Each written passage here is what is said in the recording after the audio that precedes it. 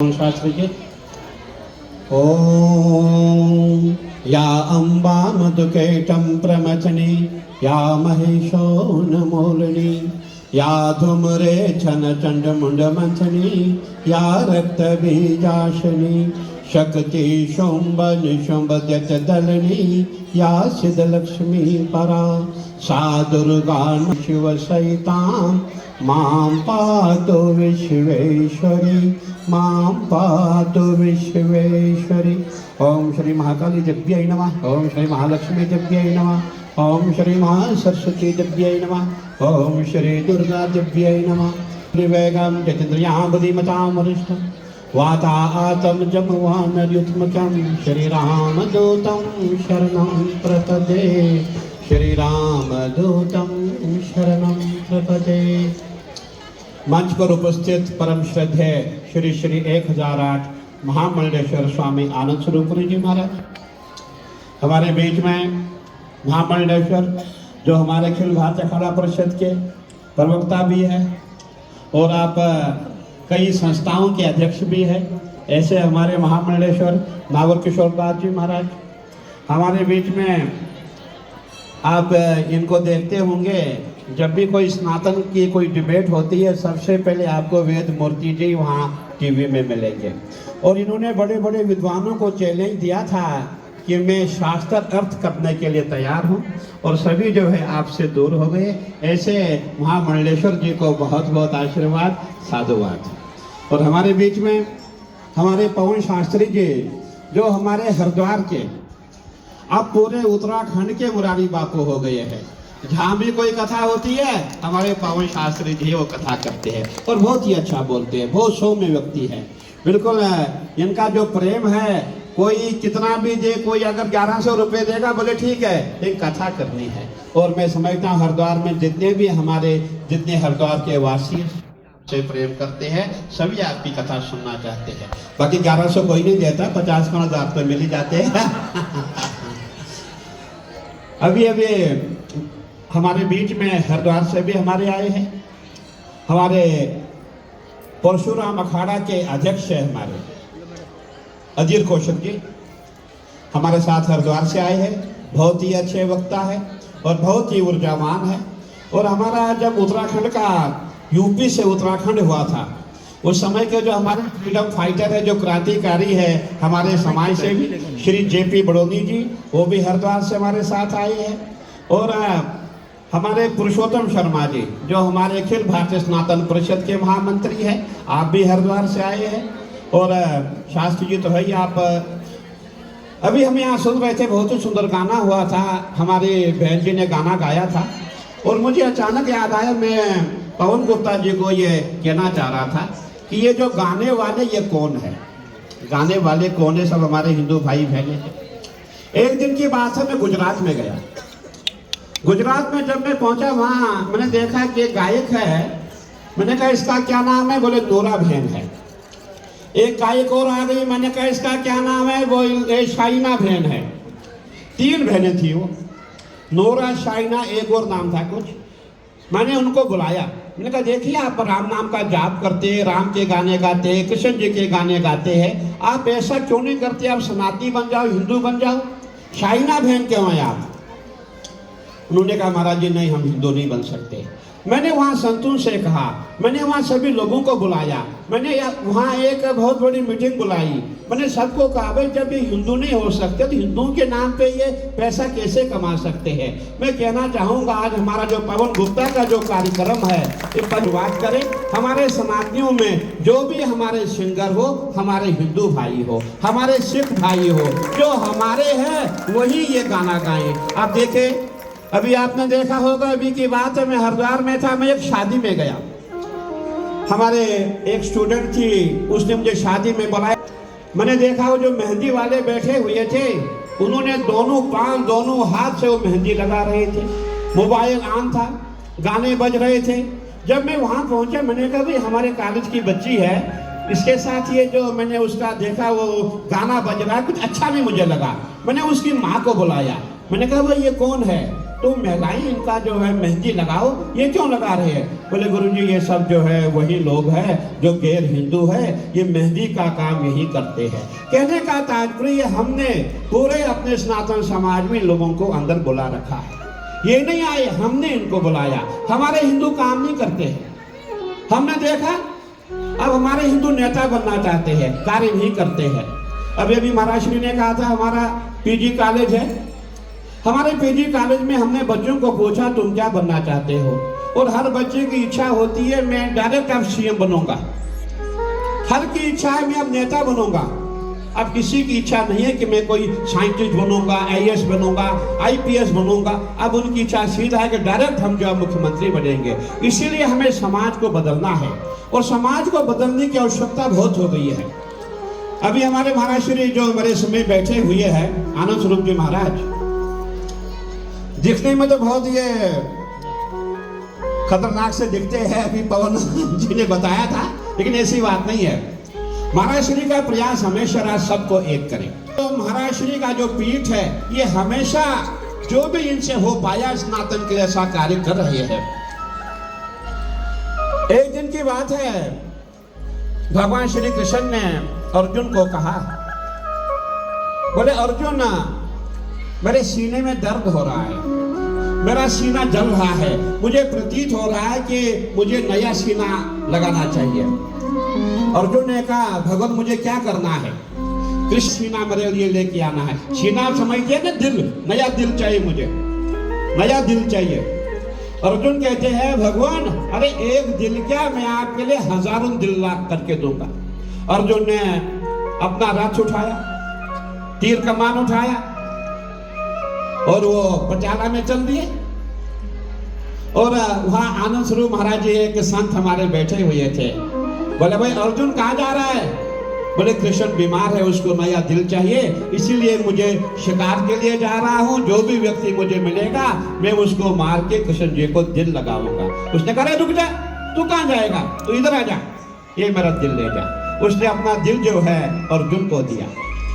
अर्जुन उस संत का दिल लेकर के जब भगवान के पास पहुंचते हैं, भगवान ने कहा अर्जुन ये दिल कहाँ से लाया, ये जिगर कहाँ से लाया? अर्जुन ने कहा मैं शिकार पे गया था, मैंने सोचा था काफी ऋषि मुनि होंगे, मैं उनको मारूंगा, लेकिन एक संत ने मुझे बुलाया, आनंद स्वरूप महाराज ने। उसने कहा भाई आपको किसी को मारने की आवश्यकता नहीं है, मैं बैठा हूँ, मेरा दिल जो है कृष्ण जी को दे दो, भगवान को दे दो। और भगवान कृष्ण कहते हैं अर्जुन तुझे मैंने बचपन से लेके आज तक तेरे लिए मैंने क्या नहीं किया?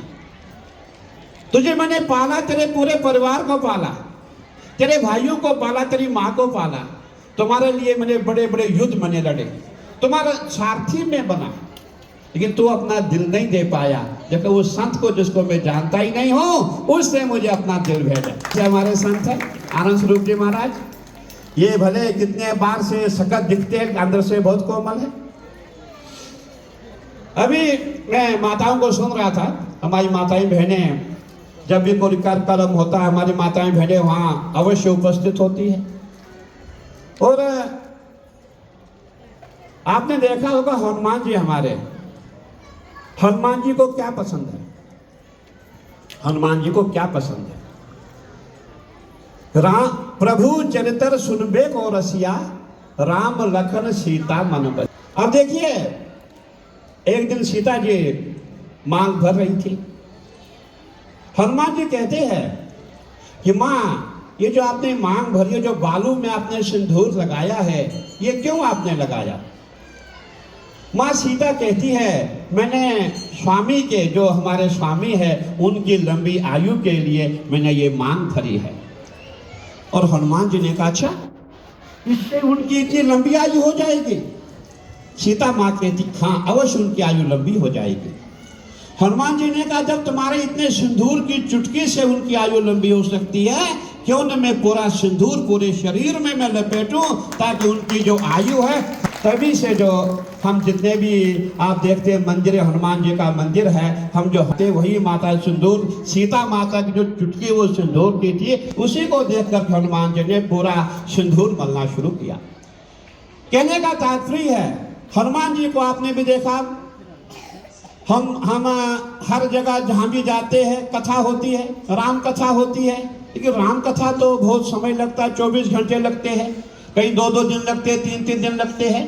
तो हमारे ऋषि मुनियों ने, हमारे संतों ने देखा कि क्यों नहीं ऐसा किया जाए, हम छोटी छोटी कथाएं बनाई, छोटी छोटी राम कथा बनाई, छोटी छोटी भागवत कथाएं बनाई, छोटे छोटे श्लोक बनाए जाए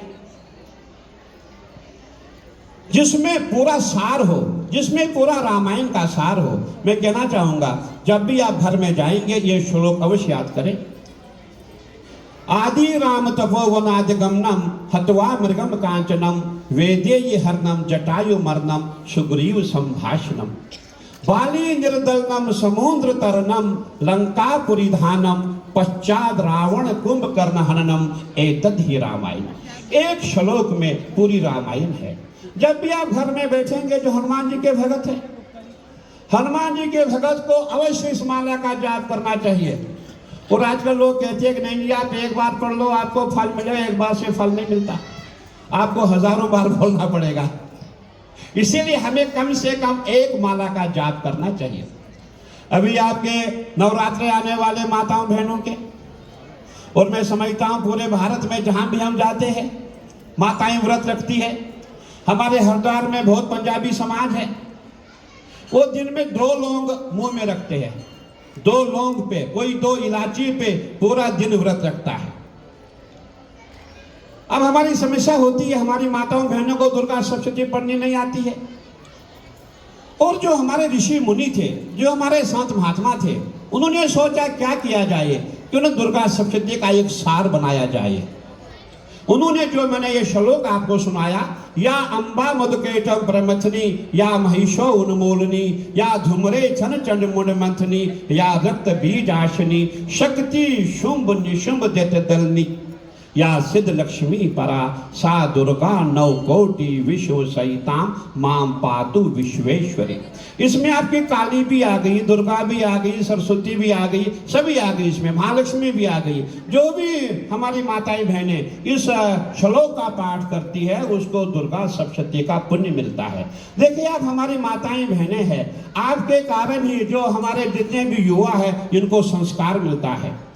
शिवाजी हमारे ऐसे ही शिवाजी नहीं बने, भगत सिंह ऐसे भगत सिंह नहीं बना, सुभाष चंद्र बोस ऐसे ही इतने तेजस्वी ओजस्वी जिन्होंने पूरे भारत के लिए भारत को आजादी दी, तुम मुझे खून दो मैं आजादी दूंगा, ऐसे वो नहीं शूरवीर बने, वो आपके कारण बने, माताओं के कारण बने। तो हमारी माताएं, आज हबीर महाराज जी कह रहे थे हमारे कि आजकल बड़ी समस्या हो रही है, बच्चे बहुत कम पैदा हो रहे हैं। देखिए हम 2 हमारे 2, जब ये नारा दिया गया था हम बहुत छोटे थे उस समय, हमें याद है, हम 2 हमारे 2। अब वो हम 2 हमारे 2 हमारे पूरे मूल में चला गया है, और जब वो मूल में चला जाता है वो फिर दोबारा वापस नहीं आता है। एक महात्मा जी जा रहे थे, उनके साथ शिष्य था, बोले बेटा ये पौधा है इसको उखाड़ो। वो पौधा उखाड़ लिया, आगे गए, बड़ा पौधा था, बोले इसको भी उखाड़ो। वो दोनों हाथों से उसको उखाड़ लिया, आगे और गए, एक पौधा था उससे बड़ा, इसको उखाड़ो। उसने ताकत लगाई, वो भी उखाड़ दिया। उसके बाद ये पेड़ आया।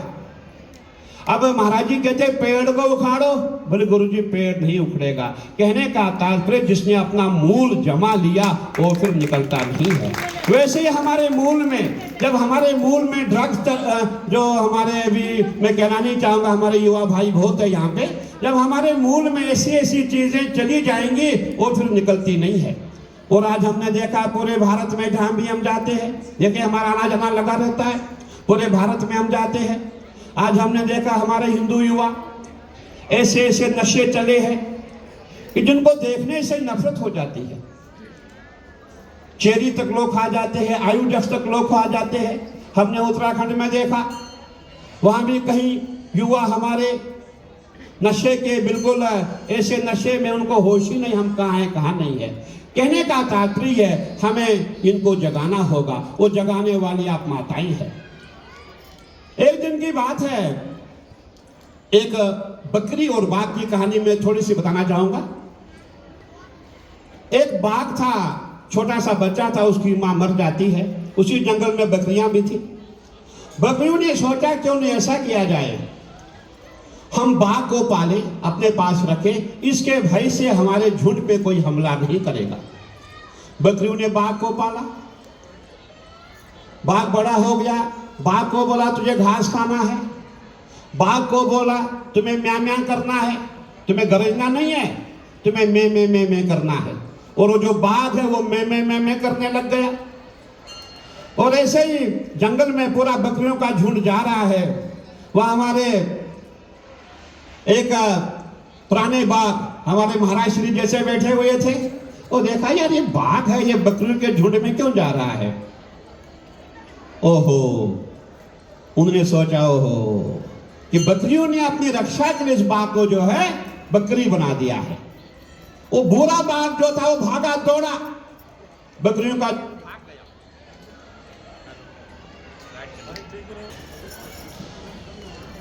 हेलो, जब झुंड भाग जाता है, जो बूढ़ा बाघ था वो गया, उसने बाघ को पकड़ा। ए बाघ, तू बकरी नहीं है, तू बकरा नहीं है।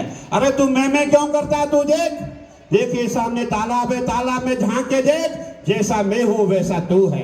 तू बाघ है, मैं भी बाघ हूं, हम भाई भाई है।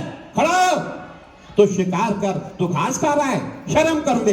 इसीलिए जितने भी हमारे पवन गुप्ता जी जैसे हैं पूरे समाज को जगाना चाहते हैं। हमारे तिवारी जी बाघ है जो पूरे समाज को जगाना चाहते हैं। ये संत महात्मा जो मंच पे है ये वही बूढ़े बाघ है जो आपको जगाना चाहते हैं। हमने भारत में जहां भी जाओ, इस समय आपने देखा होगा हिंदू आपस में लड़ रहे हैं, संतों में आपस में विवाद हो रहा है। और मुझे अभी कोई पूछ रहा था, कल की बात है, बोले गुरुजी ये संतूर में विवाद क्यों हो रहा है। मैंने कहा हम अखाड़े वाले हैं, हम पैदा इसीलिए हुई, हमारे डीएनए में ही लड़ाई है। अब परेशानी हमारी ये है, हम आपस में लड़ रहे हैं, हम आपस में ही लड़ रहे हैं। अभी जातिवाद आपने देखा, पूरे भारत में जातिवाद का जहर फैला हुआ है। तो हम सबका प्रयास है, हमारे महामंडलेश्वरों का प्रयास है, हमारे आचार्यों का प्रयास है कि हम सबका एकीकरण करें। मुझे याद है 2019 का महाकुंभ था, हम लोग प्रयागराज में थे। उस समय हमारे जो आज गृह मंत्री जी है अमित शाह जी, अमित भाई हमारे प्रयागराज मेले में आए। उस समय वो भारतीय जनता पार्टी के अध्यक्ष थे। उन्होंने हमें कहा कि भाई महाराज एक बात बताओ, आप तो जितने भी ब्राह्मण ठाकुर और वेश हो सभी मंडलेश्वर बन रहे हो, SC ST का क्या होगा, बनाया आपने इनको। मैंने कहा नहीं, हमने सबको संत बनाया है। बोले नहीं, संत बनने से काम नहीं होगा, इनको भी पद दे दो, जो पद तुम्हारे पास है वो पद इनको दे दो। और हमने 2019 से शुरुआत की, हमने हर समाज के व्यक्तियों को जगत गुरु बनाया। और एक दिन की बात है, मैं अहमदाबाद में गया, गांधीनगर में पहुंचा। जब मैं वहां पहुंचता हूं, उस समय मैंने SC ST OBC सबसे मैंने जितने भी, देखिए हमारा प्रोटोकॉल होता है, पढ़ा लिखा होना चाहिए, धर्म के बारे में जानकारी होनी चाहिए, उसी को हम बनाएंगे। वो हमने, मुझे वहां करीबन 1 महीना लगा। वो लोग हमने चुने जो अच्छे लोग थे, उनको हम लेके आ गए। और हमने जब वहाँ कार्यक्रम करना शुरू किया, पट्टाभिषेक का कार्यक्रम था, मुझे रात को जो है विनोद तावड़े जी का फोन आता है। विनोद तावड़े जी, विनोद जी मुझे कहते हैं गुरुजी जो आप कार्य करने जा रहे हैं ये 5000 साल पहले हुआ था और अब होने जा रहा है। मैंने कहा तावड़े जी प्रतीत हो रहा है, ऐसा लग रहा है तो सुबह आपको मंच पे आना पड़ेगा। और वाकई में तावड़े जी अगले दिन मंच पे आ गए। अब वहां समस्या क्या हुई, वहां हमने हजारों की संख्या में लोग बुलाए थे, लेकिन जो वहां के नेता थे उनको ये बर्दाश्त नहीं हुआ। उन्होंने सोचा अगर ये लोग एक हो गए, हमारा, हमने हजारों की संख्या में लोगों को बुलाया था, वह हमारे पास 2-2.5 हजार लोग पहुंच गए। लेकिन हमने अपना पूरा पट्टाभिषेक किया, पूरा कार्यक्रम हमने किया। कहने का तात्पर्य है हमें आपस में लड़ाया जा रहा है, हम आपस में लड़ेंगे। डिवाइड एंड रूल की नीति जो अंग्रेज हमें छोड़ गए हैं, उसी को हमने अडॉप्ट किया है, उसी को अपने अपनाया हुआ है और हमारा प्रयास होना चाहिए। अभी अभी आप देख रहे हैं, जब भी हम टीवी देखते हैं, अभी महाराज से मैं बोल रहा था, आजकल जितने भी हमारे लोगों को फंसाया जा रहा है। मैंने कहा जो है आश्रम खोलना भी जो है बहुत मुश्किल हो गया है, आश्रमों में बच्चों को रखना मुश्किल हो गया है। कब किस संत को फंसाया जाएगा, कि संत से क्या होगा, हमें इसका भी चिंतन करना चाहिए। हमारे महाराज श्री है, इनका भी विद्यालय है, मेरा विद्यालय है, हमारे विद्यालय में बच्चे पढ़ते हैं, हमारे विद्यालय में बच्चे वहीं रहते हैं, उनका खाना पीना सब कुछ हम करते हैं। अगर कल किसी बच्चे ने किसी पे कोई आरोप लगाया, उस संत का क्या होगा? ये जो भगवा है इसमें अच्छाई बहुत कम दिखती है, दोष दूर से ही दिखता है। अच्छाई हम कितनी करें वो समाज को नहीं दिखती है, लेकिन थोड़ा सा दाग लग गया, समाज तुरंत हम पे जो कटाक्ष करना शुरू करता है। हमें इसका भी चिंतन करना चाहिए। और आने वाले समय में महाराज श्री ने ठीक कहा था, हमारे जो हरियाणा से आए थे उन्होंने कहा था, देखिए मैं भी हरियाणा आपने देखा होगा, वहाँ भीमेश्वरी देवी मंदिर है, मैं वहां का भी अध्यक्ष हूँ। भीमेश्वरी देवी झज्जर में जो मंदिर है, क्या होता है जब हम मंदिर बनाते हैं, पवन गुप्ता जी जानते हैं कि मंदिर कैसे बनाया जाता है। ये जो बड़े बड़े बंगले आपने देखे, बड़े बड़े मंदिर ऐसे नहीं बनते हैं। ये हमारे पूर्वजों ने बहुत मेहनत की है, खुद ही कुदाल चलाई है और लोगों से मांग मांग के, किसी का जंतर करके, मंतर करके, तंतर करके 5-5 रुपया जमा करके हम लोग मंदिर बनाते हैं। जब मंदिर बन जाता है, जब लोग आने शुरू हो जाते हैं, तब सरकार आती है, वो मंदिर को अधिग्रहण करती है। हमें इस पे भी चिंतन करना है। और इसके लिए हमारे महामंडलेश्वर आनंद स्वरूपुरी महाराज जी ने मुझे कहा कि हमें बहुत जल्दी इसके लिए कार्य करना है, नहीं तो हमारे जितने भी मंदिर है सभी अधिग्रहण हो जाएंगे। अब उस मंदिर का मैच समाप्त हो गया, जो मंदिर की कमेटी समाप्त हो गई, वो कुछ नहीं है, कमेटी कुछ नहीं है। पवन गुप्ता जी, हमारी कमेटी खत्म हो गई है। अगर आज अधिग्रहण होता है, यहाँ की जितनी कमेटी है समाप्त हो जाएगी। यहाँ पे तहसीलदार बैठ जाएगा, यहाँ पे एडीएम बैठ जाएगा। और मंदिर कौन बनाया? हमने बनाया, और आज हम मंदिर से बाहर हो गए। बहुत समस्याएं हमारे साथ है, और हम सब हिंदू को जगना होगा। हमारे बड़े बड़े शेर, ये जो महामंडलेश्वर आप देख रहे हैं, मुझे किसी ने कहा था, बोले आप शंकराचार्य पे नहीं बोलते हैं। मैंने कहा हमारे महामंडलेश्वर आचार्य हमारे शंकराचार्य होते हैं, हमारे अखाड़ों की परंपरा है। शंकराचार्य ठीक है, हमारे शंकराचार्य भगवान है, लेकिन हमारे अखाड़ों की परंपरा है, हमारे शंकराचार्य हमारे महामंडलेश्वर और आचार्य ही होते हैं। देखिए, जो हमारे अखाड़ों की प्रतिष्ठा हुई है वो इसीलिए हुई है, सनातन की रक्षा के लिए। और आज जो भारत को आज़ादी मिली है, इसमें हमारे संतों का अहम रोल रहा है। हमारे संतों ने लड़ाइयाँ लड़ी है, हमारे संतों ने जंगें लड़ी हुई है, लेकिन 1947 के बाद हम लोग निष्क्रिय हो गए। अब तो जंग नहीं लड़ सकते हैं। फिर हमने संतों ने क्या किया? हमने अपने एनजीओ बनाए, हमने अपने कॉलेज बनाए, हमने यही सोचा कि कैसे लोगों की सेवा हो, कैसे सनातन की सेवा हो, कैसे सनातन हमारा आगे चलता रहे। तो हमारा हमेशा प्रयास रहा कि सनातन की रक्षा हो, संत सनातन के लिए कार्य करते रहें। और हमारा सबसे जो मुख्य उद्देश्य होता है, हमारा उद्देश्य होता है सनातन की रक्षा के लिए, माँ भारती की रक्षा के लिए। हमारे घर से संबंध नहीं होते हैं, हमारे बहन भाई अखाड़े में नहीं मिलेंगे।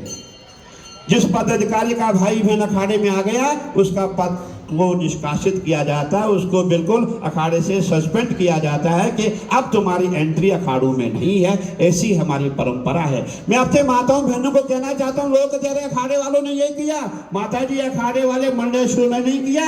वो जो आगे वाले उत्तराधिकारी होंगे वो पंजाब के होंगे, वो हरियाणा के होंगे, वो आपके ही बच्चे होंगे, वो हमारे भाई बंधु रिश्तेदार नहीं होंगे। हमारा पूरा प्रयास है हमारे सनातन की रक्षा हो। और आज बहुत अच्छा लगा, पवन गुप्ता जी ने हमको बुलाया, सभी महामंडलेश्वरों को बुलाया। और मैं यही चाहूँगा आगे चल के हर साल आप अच्छे अच्छे व्यक्तियों को बुलाएं। और यह भी कहना चाहूँगा, यहाँ मुझे लगता है माता जी साक्षात यहाँ उपस्थित है। जब हम यहाँ बैठे थे, मुझे मन में आया एक वो गाना था, मैं गाना याद कर रहा था। हमने कहा गाना मुझे याद नहीं आ रहा है। इतने में वो गाना वहाँ से बजा, नच हनुमाना जो अपने गाना गाया था, वो उतने में गाना वहाँ से बजा। मैंने कहा हुआ कि यहाँ साक्षात माता जी का वास है। ऐसे भी काली है, काली हमेशा जागृत रहती है। और काली माँ की जो उपासना करता है, उसके समस्त कष्ट समाप्त हो जाते हैं। और आपने देखा होगा, काली जी देखने में वो गर्भवत है, ऐसा प्रतीत होता है कि उनकी जुआ है। ऐसे नहीं, माँ काली जो है वो जागृत देवी है।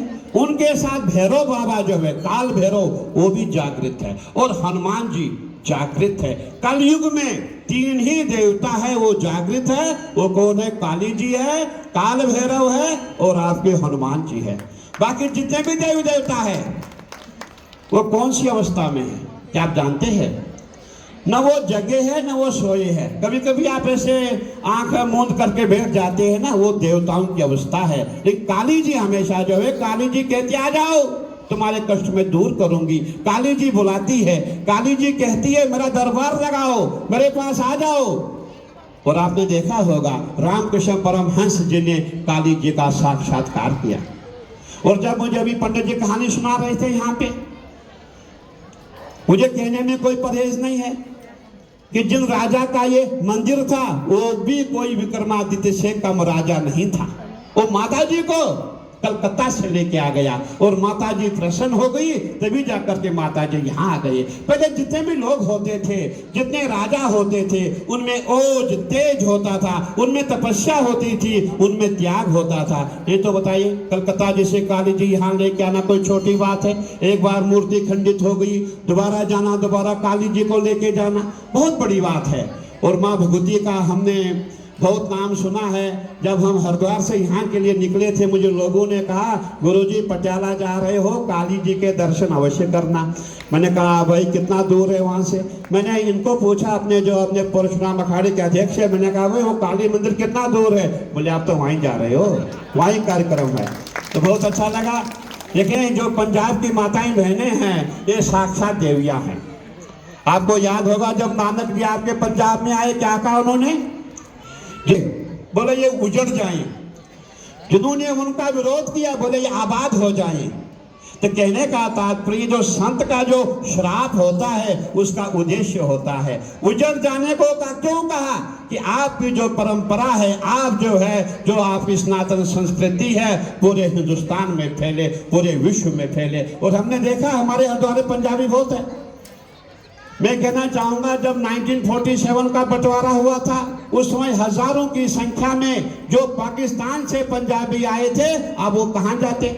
बड़ी समस्या हो गई। और हमारे अखाड़े जितने हैं, चाहे वो निरंजनी अखाड़ा हो, जूना अखाड़ा हो, महानिर्माणी अखाड़ा हो, जितने बड़े अखाड़े थे, जितने हमारे मकान थे, और हमारे मकान कोई 1, 2, 5 नहीं थे, हजारों की संख्या में पूरा हरिद्वार ही हमारा था। और हमने हजारों की संख्या में पंजाबियों को वहां पे बसाया और आज भी वो पंजाबी परिवार हरिद्वार में रहते हैं। इसीलिए आप माताओं बहनों को देख करके बहुत अच्छा लगता है, क्योंकि आपकी जो सभ्यता है, आपकी जो पंजाबी परंपरा है, आपका जो खाना, जब हम पंजाबी घरों में खाना खाते, बड़े मोटे मोटे पराठे खाते, बहुत अच्छा खाना अच्छा लगता है। जब हम पूरब में जाते वहाँ सत्तू खाने को मिलते हैं तो लगता है नहीं भाई पंजाबी घरों में खाना खाओ। तो मेरी माताओं को बहुत बहुत, और जितनी भी हमारे माताएं बहनें हैं, मैं आपसे निवेदन करूँगा। अभी महाराज कह रहे थे कि हम दो हमारे दो।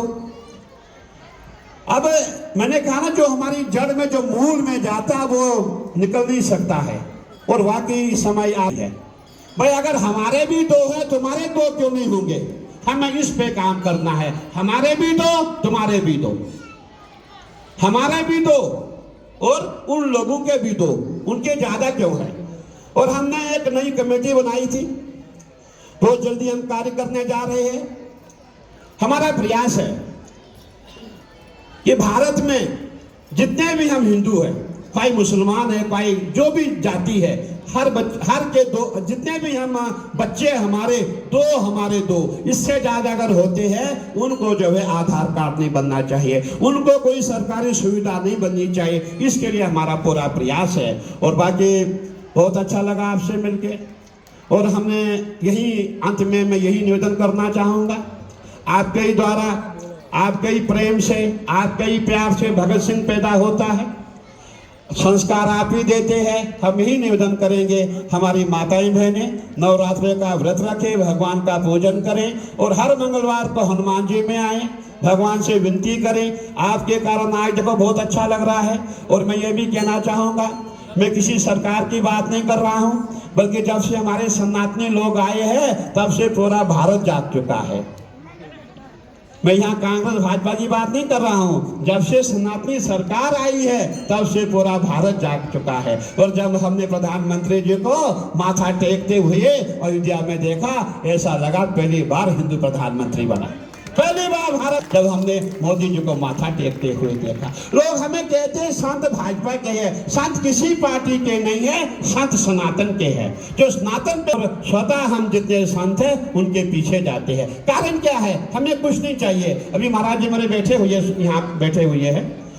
अभी जितने भी हमारे महाकुंभ होते हैं उस समय हमें सहयोग दिया जाता है, लेकिन हमें जो है उत्तर प्रदेश में सहयोग नहीं मिला। हमने विरोध भी नहीं किया। क्यों? हमारी सरकार है, हमारे संत है, हमें इतना ही बहुत है, हमारे संत सीएम है, हमारे सनातनी पीएम है। लेकिन समस्या हुई है, जैसे अभी आपने कहा था, जो पार्टी अगर हर पार्टी संतों को अपने साथ लेके चले, हर पार्टी जितने भी हमारे सनातनी है अपने साथ लेके चले, मैं समझता हूँ सभी का नंबर आएगा, सभी की बारी आएगी। मुझे एक दिन की बात याद है, मैं बिहार में गया था, लालू प्रसाद यादव जी वहाँ उनके वहाँ मिलने हम गए। जब मैं वहाँ पहुँचा, मुझे लालू जी ले करके बाहर निकल करके मुझे ले करके गए, मुझे सिंहासन पे बिठाया, मेरे पाँव धोए। बोले गुरुजी वो बाहर की बात अलग है, अंदर की बात अलग है। हमारे खुर्शीद जी हैं, बिहार के खुर्शीद जो है कांग्रेस के, हमने सलमान खुर्शीद को देखा है, उन्होंने संतों के लिए चांदी के बर्तन रखे हैं और एक ब्राह्मण रसोईया रखा हुआ है। ऐसी बात नहीं है, लेकिन समस्या हुई है वो हमारे पक्ष में बोलते नहीं है, इसलिए दिक्कत खड़ी होती है। कहने का तात्पर्य ये संत उसी का है जो सनातन का है। मेरी माताओं बहनों को बहुत बहुत आशीर्वाद। पवन गुप्ता जी, आज आपके द्वारा बहुत ही अच्छा आपका जो दिव्य भव्य सम्मेलन हो गया, आपको बहुत बहुत आशीर्वाद। आपकी जो संस्था फलती रहे, फूलती रहे, आप सनातन के लिए काम करते रहे। और हमारे जितने भी संत महात्मा हरिद्वार से आते हैं, क्योंकि देखिए हरिद्वार जो देवभूमि है, वहाँ 33 करोड़ देवी देवताओं का वास है। जब हम निकलते हरिद्वार से तो देवी देवताओं की छाया हम पे रहती है। तो 33 करोड़ देवी देवताओं की ओर से आपको बहुत बहुत आशीर्वाद, माताओं बहनों को आशीर्वाद, बहुत बहुत आशीर्वाद, साधुवाद। ओम नमः पार्वती पते, हर हर महादेव।